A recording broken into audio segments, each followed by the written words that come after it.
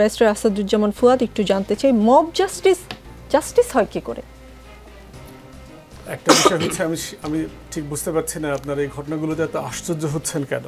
বাংলাদেশের ইতিহাসের পরতে পরতে এই ধরনের ঘটনা ঘটে গেছে। ৭১-এর ইতিহাস দেখেন, ডেড রেকনিং বই লিখেছে আপনার শর্মিলা বোস, অক্সফোর্ড একাডেমিক, আমাদের ওই পারের মানুষ, বোস ফ্যামিলির মেয়ে, এবং সে দেখিয়েছে যে বাংলাদেশে ৭১ সালের যুদ্ধে বড় বড় গণহত্যাগুলো যেগুলো হয়েছে, পার্টিকুলারলি বিহারি কলোনিগুলোতে, আমরা যুদ্ধের পরে দেখেছি, দেখবেন কিছু বিখ্যাত ছবি আছে, কাদের সিদ্দিকী বেনেট দিয়ে কিছু রাজাকারকে পল্টন ময়দানে খুঁচিয়ে খুঁচিয়ে হত্যা করছে। এই ধরনের ঘটনা এসছে।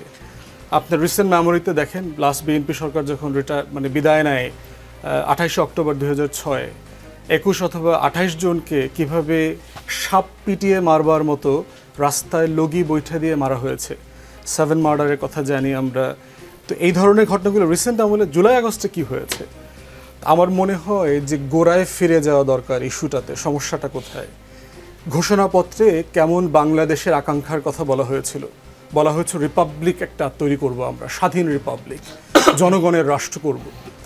বাংলাদেশের কোনো সরকার কি কখনো বোঝানোর চেষ্টা করেছে জনগণকে যে তোমার এই রাষ্ট্রে মালিকানা আছে?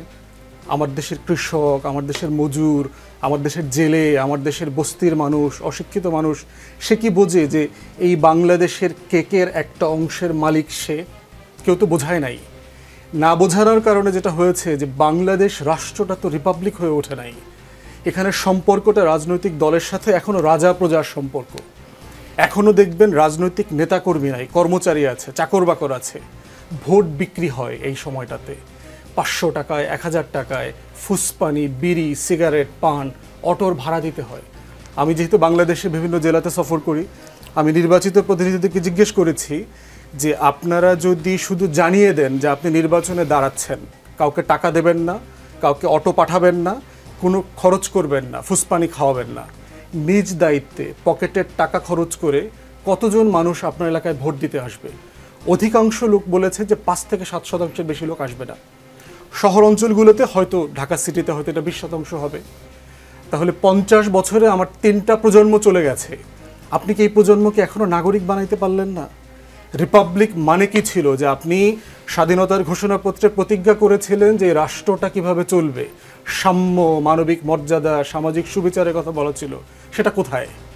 যে বৈষম্যের কারণে পাকিস্তান রাষ্ট্রকে আমরা তালাক দিয়েছি, সেই বৈষম্যটা কোথায় কোথায় কিভাবে আছে এবং আমি রাষ্ট্র আকারে সেটাকে কিভাবে অ্যাড্রেস করব, সেটা তো আমাদেরকে শেখানো হয়নি। ব্রিটেনে আমি স্কুলে কাজ করেছি, আমি দেখেছি যে বাচ্চাদেরকে শেখানো হয় what does it mean to be a British citizen, British values কি, তুমি কেন ব্রিটিশ। আমাদেরকে স্কুলে কখনো শিখিয়েছে যে বাংলাদেশি হওয়াটা মানে কি, নাগরিক হওয়াটা মানে কি, সাম্য, মানবিক মর্যাদা, সামাজিক সুবিচারের ভিত্তিতে বাংলাদেশ রাষ্ট্রে বাস করাটা মানে কি? শেখায় নাই তো আমাদেরকে। তাহলে যে এই যে মূল্যবোধটা দরকার ছিল আমাদের রাষ্ট্রের শিক্ষা ব্যবস্থার মধ্য দিয়ে, পলিটিক্যাল কালচারের মধ্য দিয়ে, সেই মূল্যবোধটা আমরা দেখি নাই। দ্বিতীয় যেটা গুরুত্বপূর্ণ আমাদের বোঝা দরকার, সেটা হচ্ছে যে আপনি যখন একটা লম্বা সময় স্বৈর শাসনের অধীনে থাকবেন, আপনি কিন্তু মনস্তাত্ত্বিকভাবে ট্রমাটাইজ হয়ে যাবেন।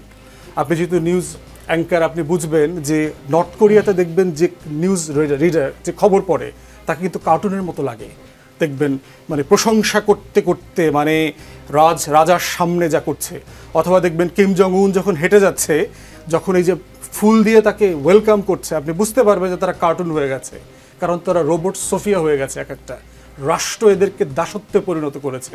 তো গত 53 বছরে তো আমি এই রিপাবলিকে নাগরিক হইতে দেখলাম না কাউকে। কোনো রাজনৈতিক দলকে তো বলে নাই যে এই রাষ্ট্রের আমি মালিক না, তুমি মালিক। তো এই বাস্তবতায় 16 বছরের ট্রমা, কারণ আপনি শুধু বড়ই হয়েছেন নির্যাতন দেখে। সাইকিয়াট্রিস্টরা আপনাকে কনফার্ম করতে পারবে যে যে সকল বাচ্চাদেরকে বাবা মা মারে, তারা কিন্তু অভদ্র হয় বেশি, বেয়াদব হয় বেশি, এবং তারা নিজেরাও টর্চারটা শেখে। ডোমেস্টিক ভায়োলেন্সের রিসার্চ যারা করেছে তারা বলেছে যে যারা বাসায় ডোমেস্টিক ভায়োলেন্স চর্চা করে, তারা জীবনের কোনো না কোনো ফর্মে ডোমেস্টিক ভায়োলেন্সের শিকার হয়েছে। তো এই রাষ্ট্রে তো আমরা টর্চারের শিকার হয়েছি গত 16 বছর।